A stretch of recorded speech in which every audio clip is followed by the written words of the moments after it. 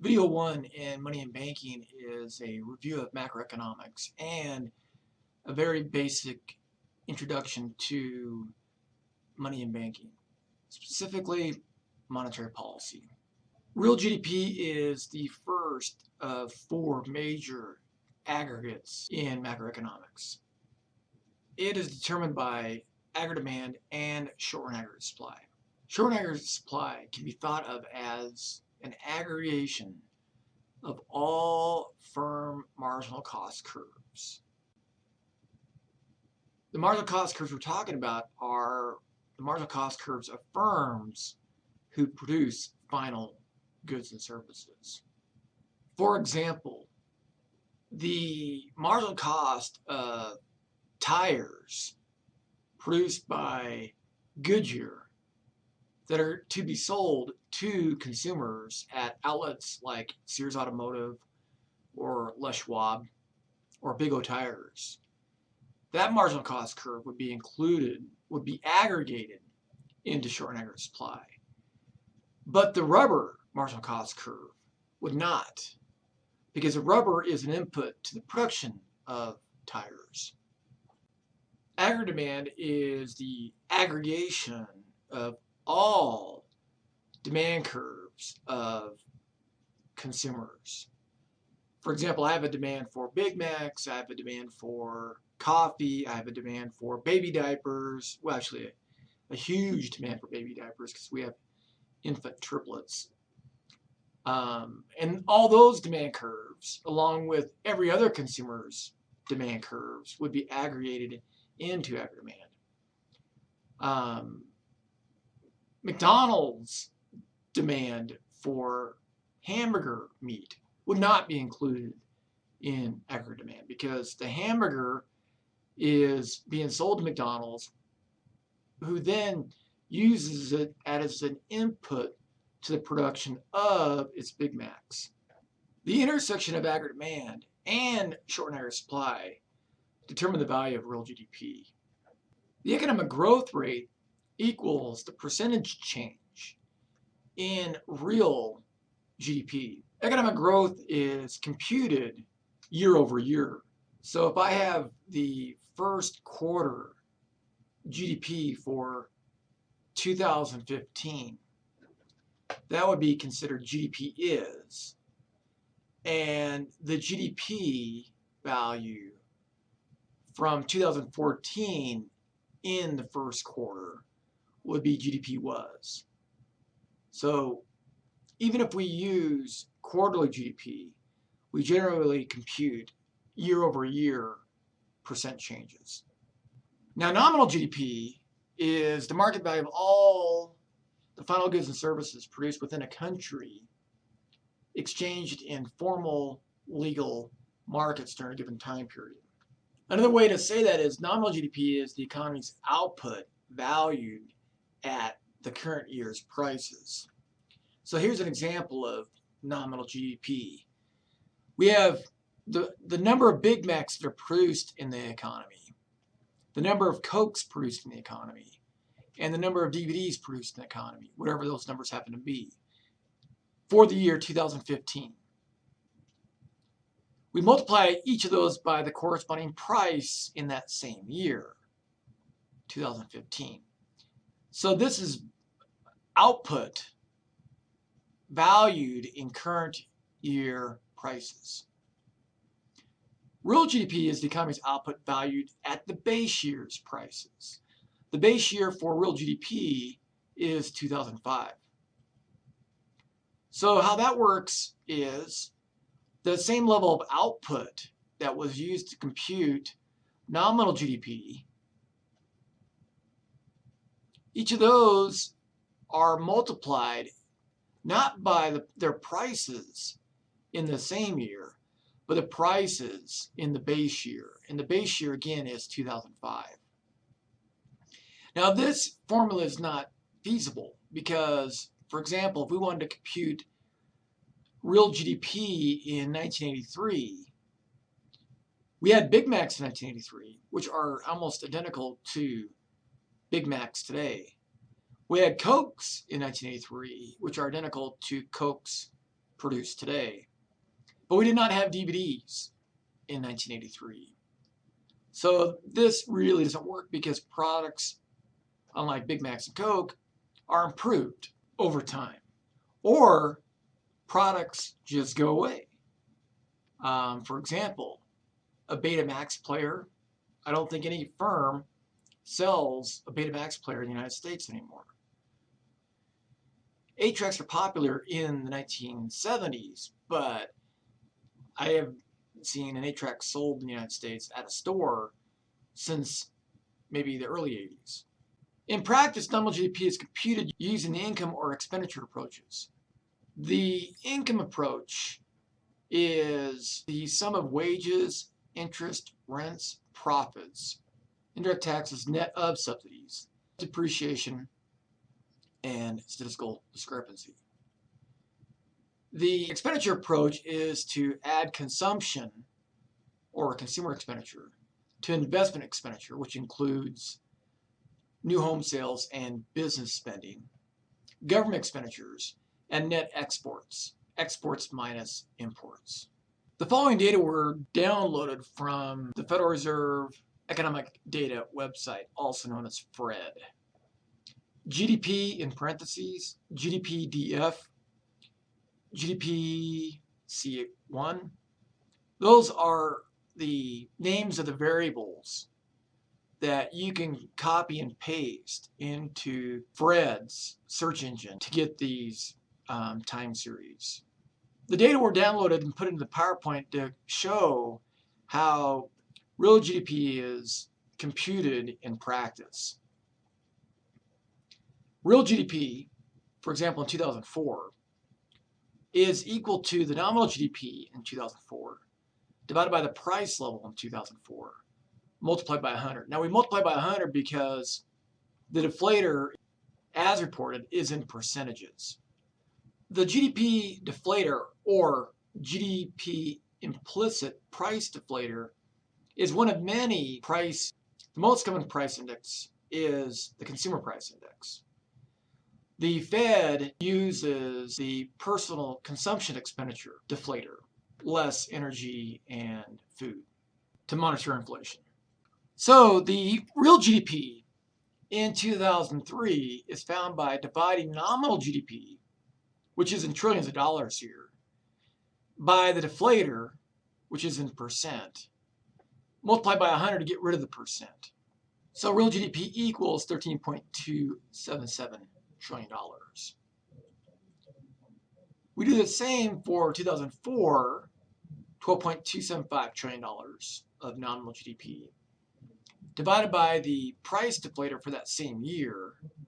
Because it's in percent, we had to multiply that ratio by 100. And we get $13.77 trillion. And we continue doing that until we get to year 2014. One thing to note here is notice that the deflator equals 100. That implies the base year for the deflator is 2009. Earlier, I said the base year was 2005. Typically, you know you're in the base year of a price index when the value of the price index is 100. So here the base year is 2009. Notice that before 2009, the real GDP values here are larger numerically than the nominal GDP numbers. After the base year, the values of real GDP, the numerical values, are generally lower than nominal GDP. So from the base year on, the deflator deflates nominal GDP. In other words, it subtracts out the effects of inflation.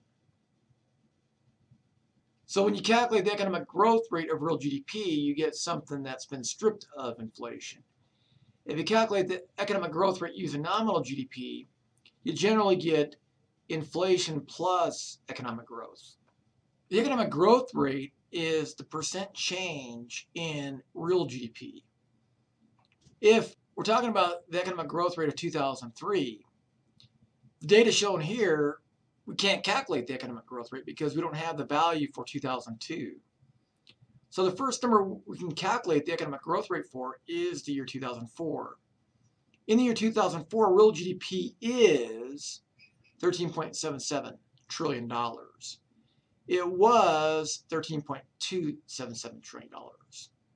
So again, economic growth is calculated typically on a year-over-year basis. And expansion occurs when the economic growth rate is positive.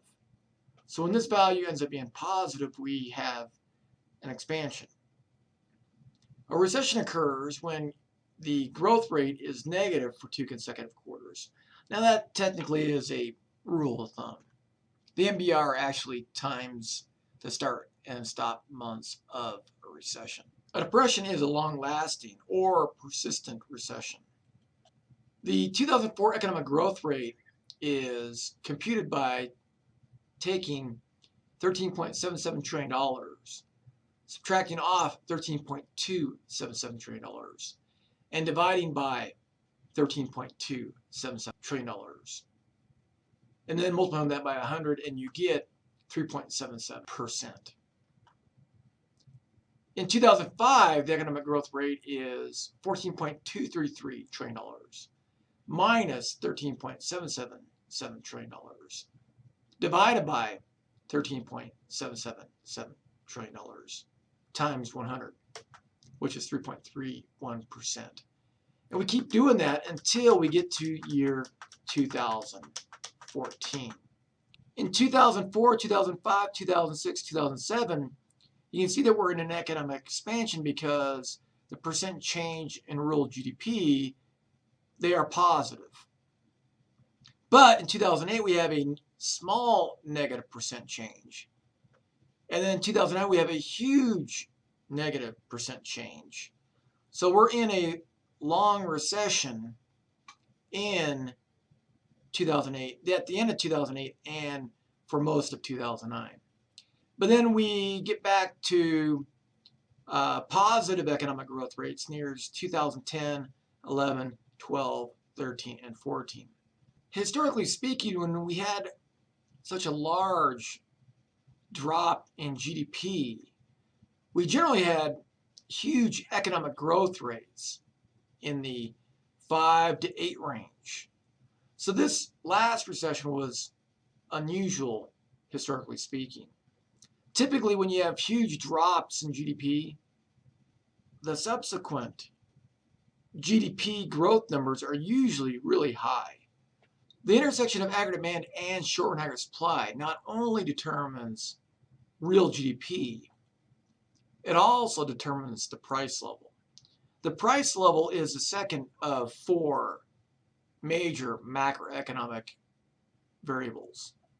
The Consumer Price Index is a common measure of the price level, probably the most common.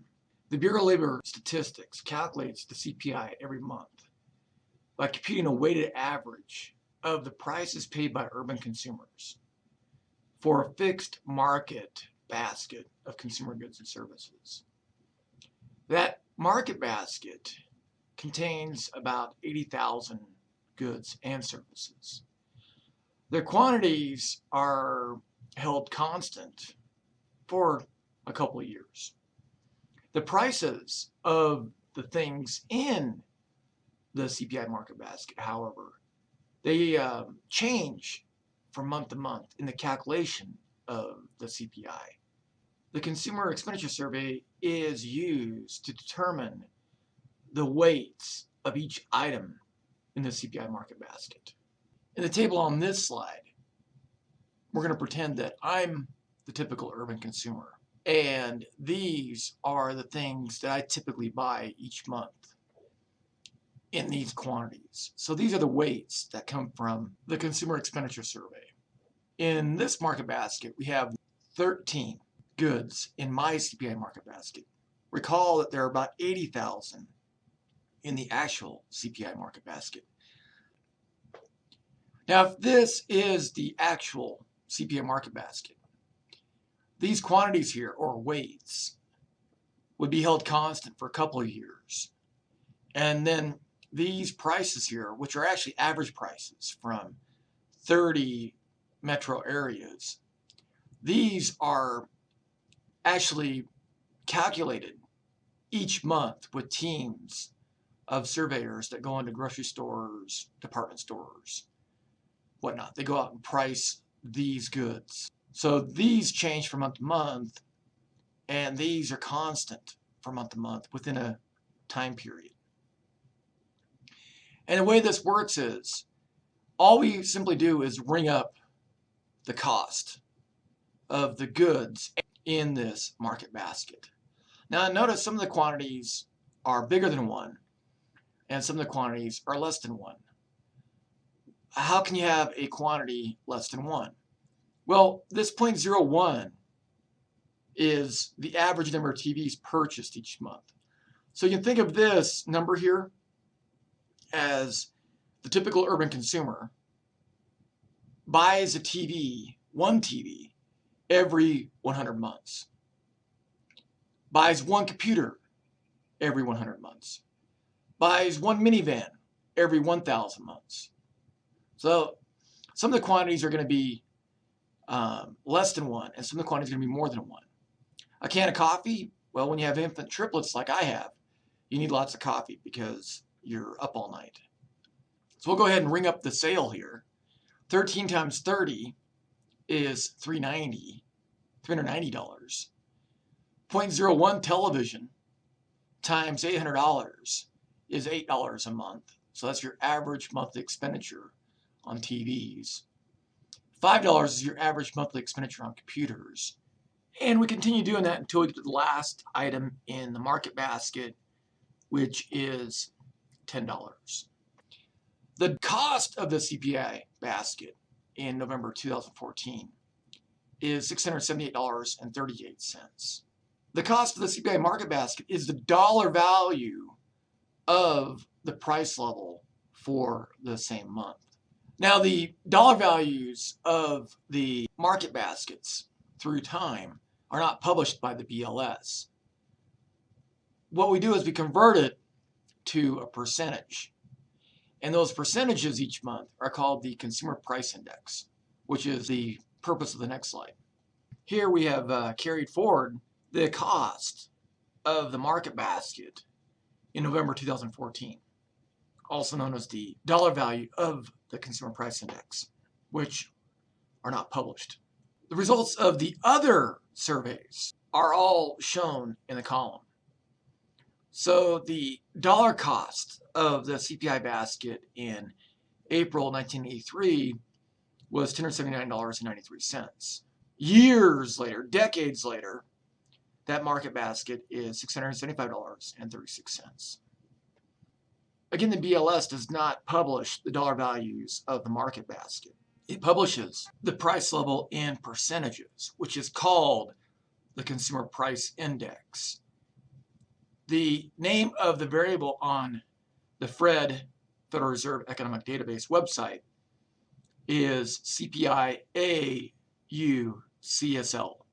So you can copy this phrase into Fred's search engine and get the CPI index. The Consumer Price Index is found by taking the price level in a given year and dividing that by the price level in the base year. The base year price level is about a 3-year average of monthly price levels that center around the mid part of 1983.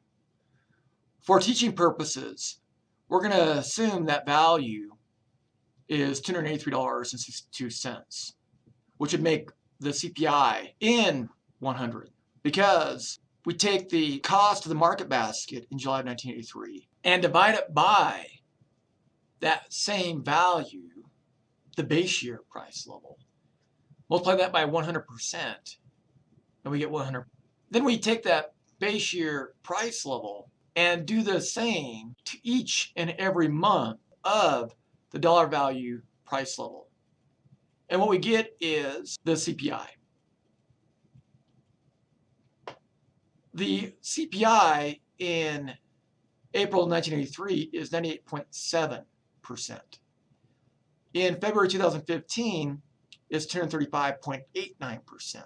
Converting the dollar value price level into a percentage allows us to compare what something that cost $1 in 1983 to what we expect it to cost sometime in the future. So for example, if a taco cost $1 in July of 1983, we expect that taco to cost $2.38 in August of 2014, or $2.36 in February 2015. Again, all the numbers in the CPI are in percentages. The inflation rate is the percent change in the price level. If we're using the CPI to compute the inflation rate would be the percent change in the CPI. Inflation is a positive percent increase in the price level. So in November of 2013, the CPI was 234.04%. A month later, it was 234.7%. A year later, it was 237.07%. So if we compute a month-over-month inflation rate here, it'll be positive. If we compute a year-over-year inflation rate, it'll again will be positive. We generally compute year-over-year inflation rates. Since we have monthly consumer price index values, this is how you calculate the inflation rate year-over-year. The CPI is 237.07% in November of 2014. It was 234.04% a year earlier. So taking the difference and then dividing that difference by 234.04 and then multiplying by 100 gives an inflation rate of 1.29%. And we continue to do that until February of 2015. Now notice we have inflation in November 2014. We have deflation in January and February of 2015. Now because the inflation rate is falling from November to December to January of the next year, this period of time is what we call disinflation, declining inflation. The inflation rate was 1.29, it declined to 0.68, then it declined further to negative 0.19. So this is a period of disinflation. But then in February, the inflation rate rises to negative 0.07. So the disinflation period is over in February 2015. The CPI, as we mentioned earlier, is very handy at showing how the price of something changes over time. In the example that I used, with a taco that cost $1 in July of 1983, by February of 2015, you'd expect that taco to cost over $2. The CPI shows you how much an item increased in price from 1983. To compare the price of a good through time, you have to account for inflation. And that's what we're going to do on this slide. The price of a Hershey bar in 1936 cost 5 cents, but now it costs about $1.10. This is the nominal price. We want to find the real price. The real price of the Hershey bar, purchased in 1936, is going to be valued in $2,009. We're going to multiply its nominal price of 5 cents by the ratio CPI in 2009 divided by the CPI in 1936. Again, the 5 cents is the nominal price, and the equation on the bottom converts it to a real price. The way you want to think about this is, if you have the nominal price in 1936 and you divide that by the CPI in 1936, you're essentially canceling $1936. And what you're left with is something that's priced in $2,009. So 5 cents times what the CPI was in 2009 which is 216.18, divided by what it was in 1936, 14. The real price is 77 cents. Now, what is a better deal? A Hershey bar purchased in 1936 at 5 cents, or a Hershey bar purchased for $1.10 in 2009? You don't compare the 5 cents to $1.10. You compare the 77 cents to the $1.10. The Hershey bar in 1936 is a better deal because it's about 30 cents cheaper than a Hershey bar purchased in 2009. So aggregate demand and short-run aggregate supply determine real GDP and the price level. If something causes aggregate demand increase, for example, maybe there's more government expenditure, more business investment expenditure, or maybe net exports improve, or maybe taxes are cut, wealth increases, people expect their incomes to be higher in the future, or the real rate of interest drops. If aggregate demand increases for whatever reason, and we hold everything else constant, GDP will increase. According to the diagram, it increases from 15 to 16. So the economic growth rate would be what GDP is minus what GDP was divided by what GDP was times 100. So 16 minus 15 divided by 15 times 100 is 6.7%. The increase in aggregate demand also increases the price level to, according to the diagram, to 250%, which means inflation, which is calculated by computing the difference in what CPI is minus what CPI was, divided by what CPI was, and then multiplying that by 100, which equals 8.7%. A decrease in aggregate demand would have the opposite effect on the price level and economic growth. According to the diagram, GDP drops to 13. So economic growth is calculated by taking what GDP is, subtracting off what GDP was, dividing that difference by GDP was, and multiplying that by 100, and you get a negative 13.3%. The decrease in aggregate demand also decreases the price level to 180, according to the diagram. So the inflation rate, which is equal to what CPI is, minus what it was, divided by what it was, times 100. The inflation rate equals negative 21.7%. The real rate of interest is the third of four major macroeconomic indicators.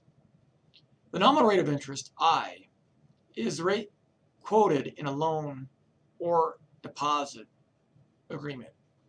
It compensates the lender for the risk that she takes on when lending money to borrowers. For example, when I was a freshman in high school, I ran out of money. I needed money for a basketball trip. I was on the basketball team. I'd ask my mom, "Hey mom, can I borrow $20? And she would say, "Yes, if you pay me $25 back in a week when you get paid from your dishwashing job." So I paid her an interest payment of $5. I pay her back to 20, plus I pay her back $5 additional in interest for a total of $25. So that interest rate is 25%. Now, over the course of a year, 25% interest is over 1,000%. So my mom was a loan shark. The real rate of interest is the nominal rate of interest less inflation. Since inflation was about 5% when my mom made me that $20 loan, the annual interest rate of approximately 1,300% minus an inflation rate of 5% meant my mom was charging me about 1,295% annually to borrow $20 from her so I could go on my basketball trip. This chart shows what the real rate of interest was from the 1970s through 2007 and what the nominal rate of interest was for the same time period. The difference in the two is the inflation rate. So the nominal rate was just under 10. The real rate was about -4. So that suggests an inflation rate of about 14% in 1980, or about 3% to 4% inflation in 2007. The unemployment rate is the last of the major macroeconomic variables. The unemployment level is the difference between the size of the labor force and the number of people who are employed. The unemployment rate is that divided by the size of the labor force. If you're a worker who works at least an hour for a wage each week, you're considered employed.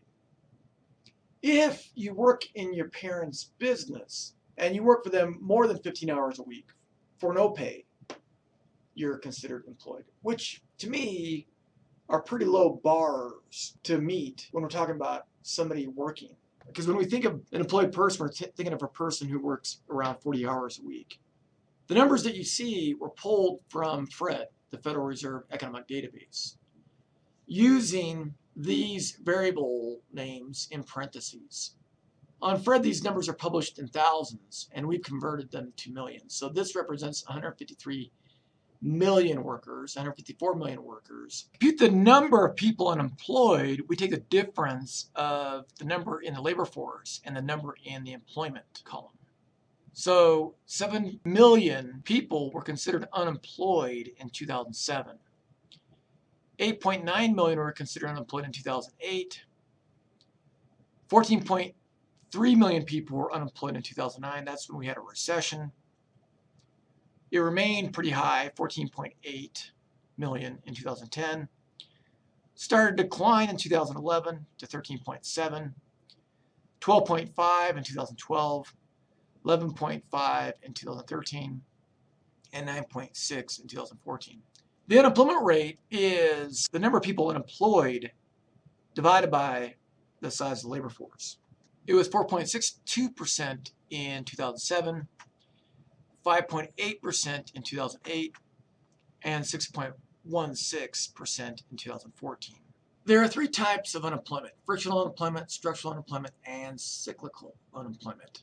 The natural rate of unemployment is roughly 5%. It is the rate at which inflation tends to remain constant.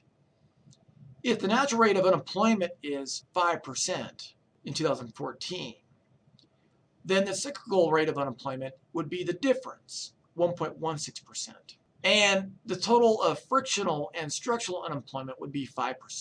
So from 2008 through 2014, cyclical unemployment is positive.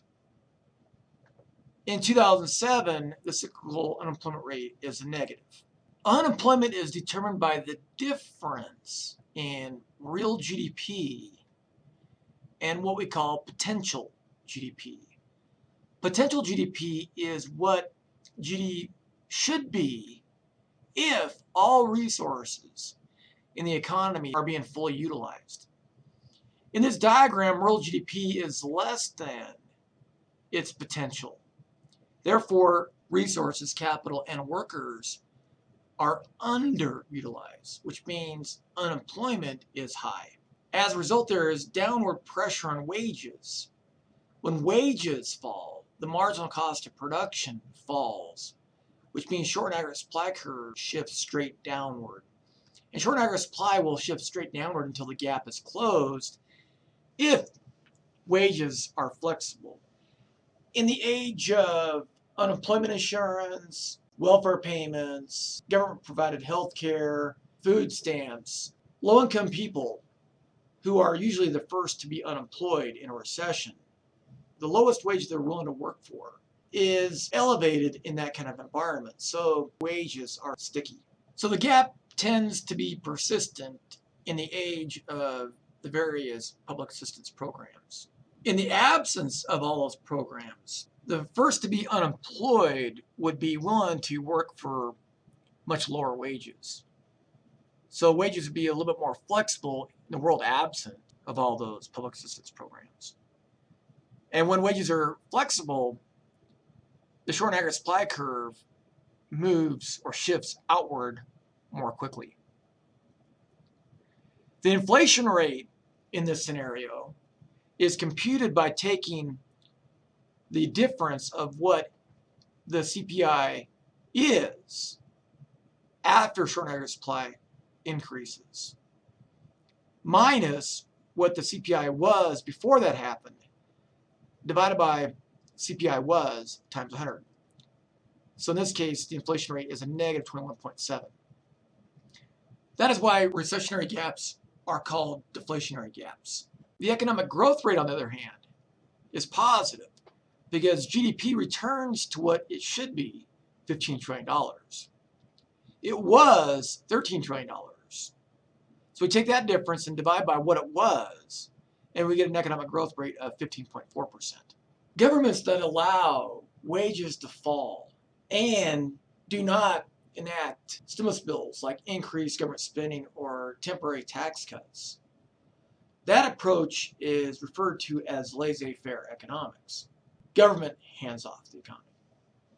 Laissez-faire doesn't work very well if the government has implemented programs such as public housing, government-provided health insurance, food stamps, unemployment insurance, minimum wage laws, and pro-labor union laws.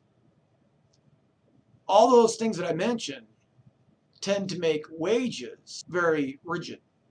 In other words, if there are all kinds of safety nets and unions are strengthened through legislation or minimum wages are set, the poor or the low-skilled workers who are first to be unemployed are not as quick to take a job in the presence of all those programs. So laissez-faire doesn't work when government has intervened heavily in labor markets and provided all kinds of social assistance. An inflationary gap occurs when GDP exceeds potential GDP. Workers are working overtime and firms are competing for their labor, as a result, there's upward pressure on wages, which raises the marginal cost of production. Short and aggregate supply rises until the output gap is closed, which is the case at this point here.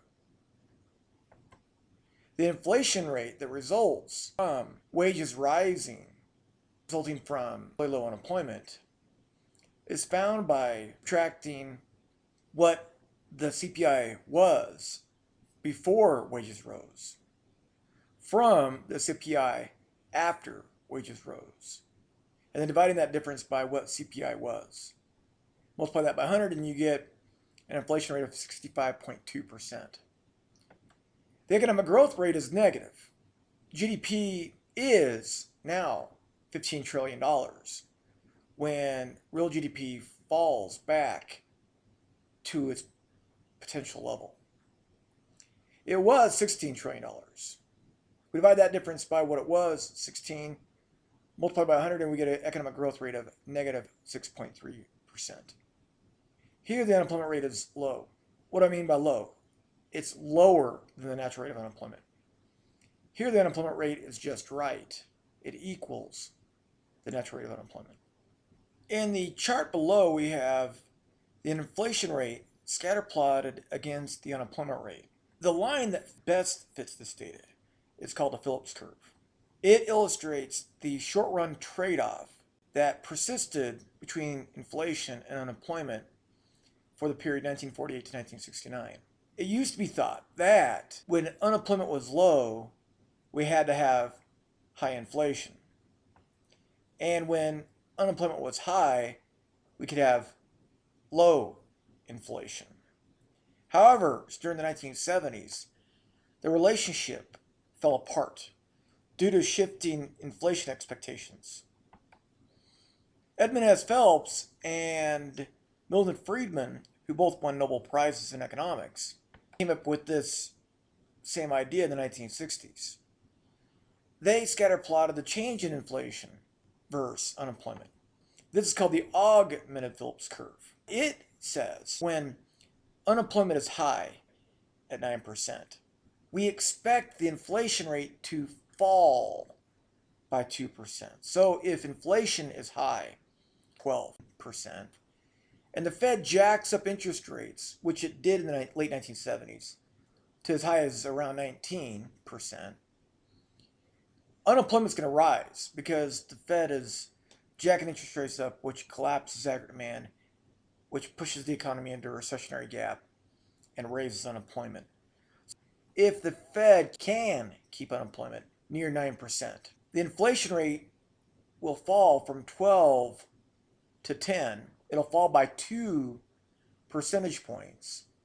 The Augmented-Phillips curve also implies that if unemployment is really, really low, say 4.5%, then inflation accelerates by 1 percentage point.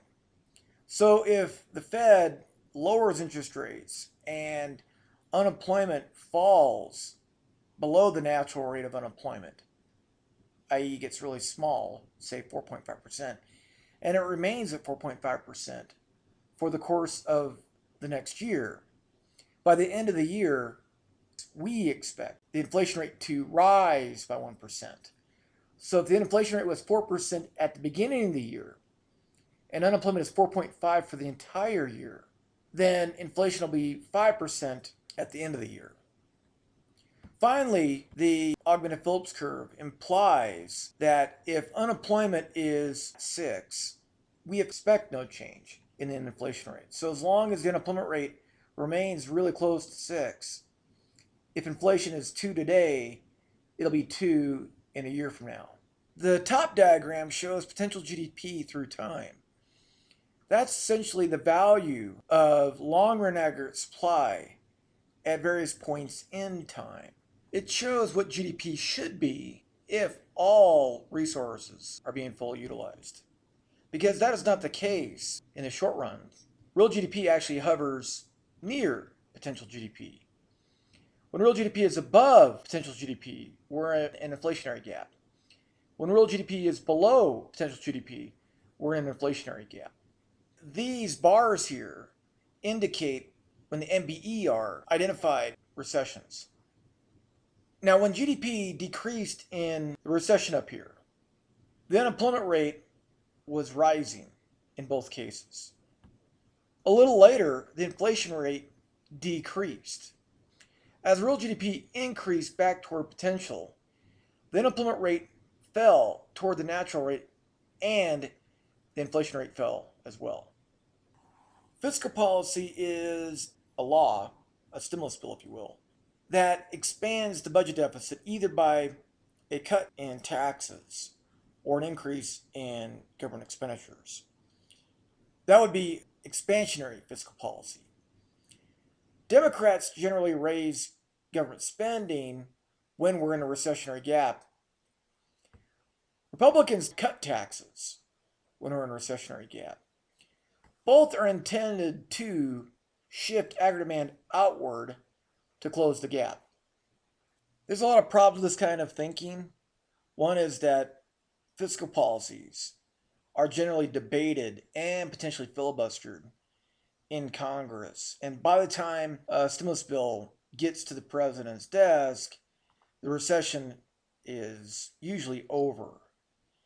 Also, if the bill is passed before the recession is over, there's typically a lag time until the policy is in place, meaning you don't get your tax rebate check until maybe 6 months after the bill is signed by the president.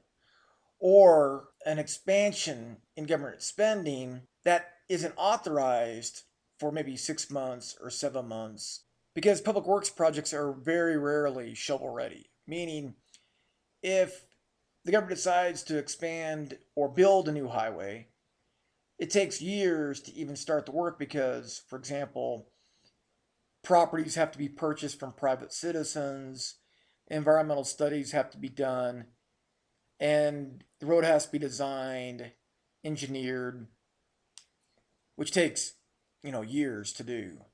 So by the time they start pouring concrete and asphalt, the recession is probably over at that point. Classicalists assume there is no short-run aggregate supply curve. There's only the long-run aggregate supply curve. But if classicalists are mostly correct, there's going to be substantial inflation as a result of this fiscal policy. The resulting inflation rate, if the classicals are correct, is equal to what the price level is after the fiscal policy is put in place, 380, minus what it was before the fiscal policy, 230. That difference is divided by 230 and multiplied by 100, yielding an inflation rate of 65.2%. The fiscal policy in the diagram is successful, a stretch in my opinion. The growth rate is found by subtracting what GDP was, $13 trillion, from what it is after the stimulus is put in place, $15 trillion, and then dividing that difference by what GDP was, $13 trillion. When you multiply by 100, you get a growth rate of 15.4%. If the Keynesians are mostly correct, the short average supply curve is pretty flat or relatively elastic. So a fiscal policy that closes the gap, that is successful closing the gap, has little inflation, which is equal to 4.3%, and the same growth rate, 15.4%. So in the Keynesian world, fiscal policy is not very inflationary. In the classical world, fiscal policy is inflationary. Monetary policy is usually injected more quickly than fiscal policy. Fiscal policy requires 535 people to basically agree, and then it to be agreeable with the president. If one house is controlled by one party and the other house is controlled by the other, then the fiscal policy could take months or even years to get enacted. Whereas monetary policy can be enacted every 6 weeks. There are generally two kinds of views on monetary policy. One is where the Fed should set interest rates low if we're in a recessionary gap, set them high if we're in an inflationary gap. So that would be kind of a Keynesian approach to monetary policy. Another view of monetary policy is Milton Friedman's view, where the Fed should just grow money at a slow, steady rate, which is very difficult because banks create money through lending. So it's kind of difficult for the Fed, I think, to control the growth of money. I mean, one, which definition of money do they want to control? Reserves, M1, M2. Money supply is the quantity of money which is fixed and independent of the nominal interest rate. If bank lending increases or the Fed buys treasuries from banks, the money supply increases. If bank lending decreases or the Fed sells treasuries to banks, the money supply will decrease. Money demand is a relationship between the nominal rate of interest and how much money consumers and firms hold, say in their wallets, couch cushions, the trays in their cars, or their petty cash drawers, or how much money they hold in their checking account.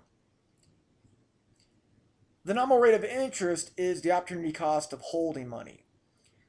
So as the interest rate falls, the opportunity cost of holding money falls.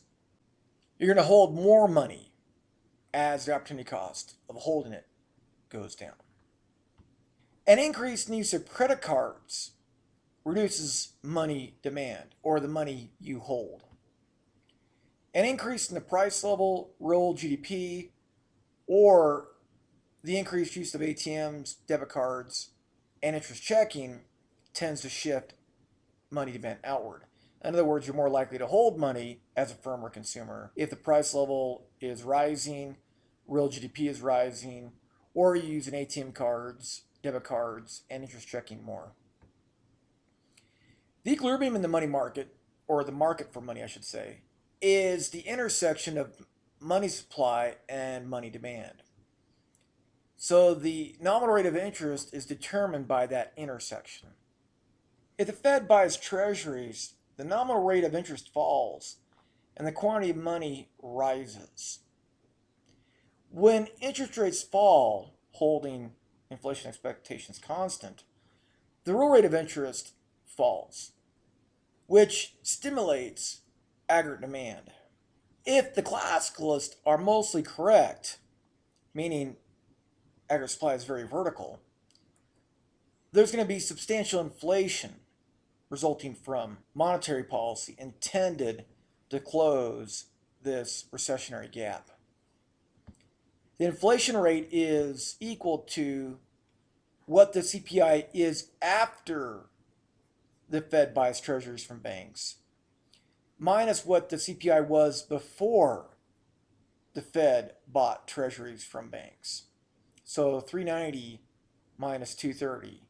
And then we divide that difference by what the CPI was, 230. Multiply by 100 and we get an inflation rate of 69.6%. Economic growth that results from the Fed buying treasuries equals 15.4%. So in the classicalist world, monetary policy is inflationary. If the Keynesians are mostly correct, then the short and aggregate supply curve is relatively elastic, and monetary policy is not very inflationary. The inflation rate in this instance would be equal to a smaller rise in CPI, 230 to 240, divided by what the CPI was, multiply that by 100, and you get an inflation rate that's substantially smaller than the classical world. The economic growth rate is 15.4%.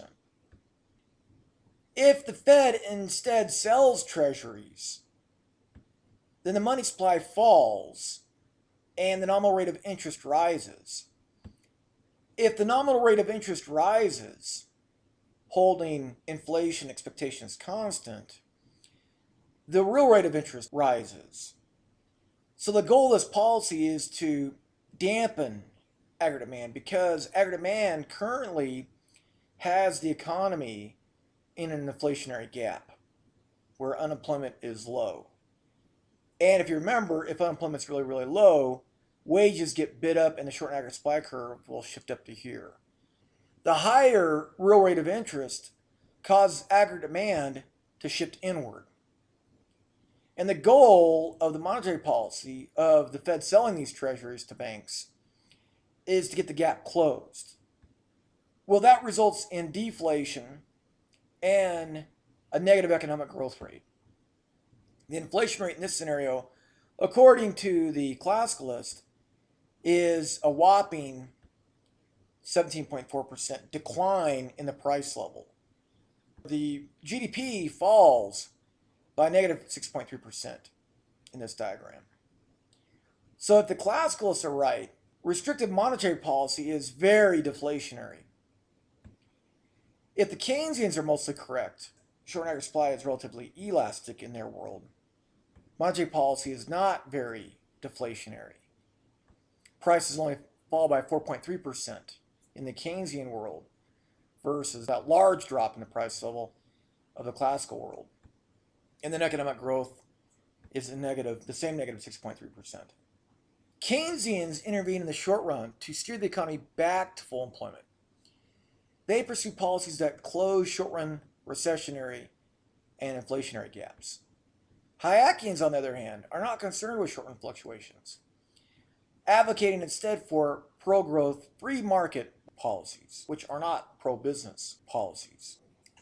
This is a dynamic version of the aggregate demand, aggregate supply model.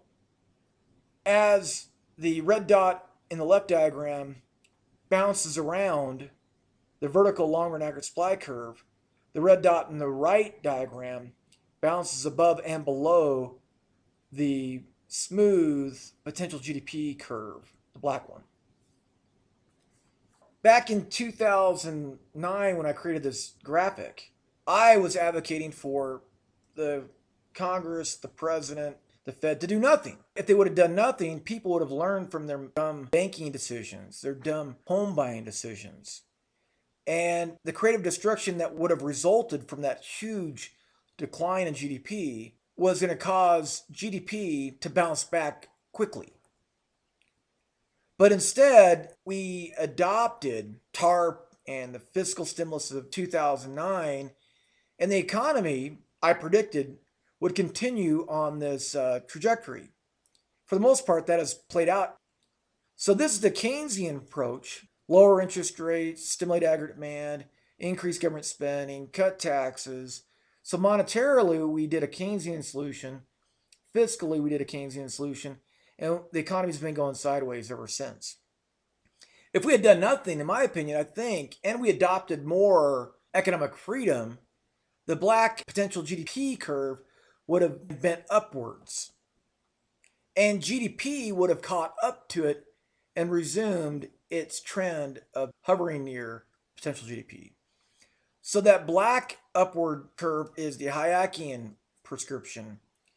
Unfortunately, we got the Keynesian monetary and fiscal prescription. If you watch Fear the Boom and Bust YouTube video, you'll get a kind of a cool, hip introduction into how Keynesians differ in their thinking from Hayekians.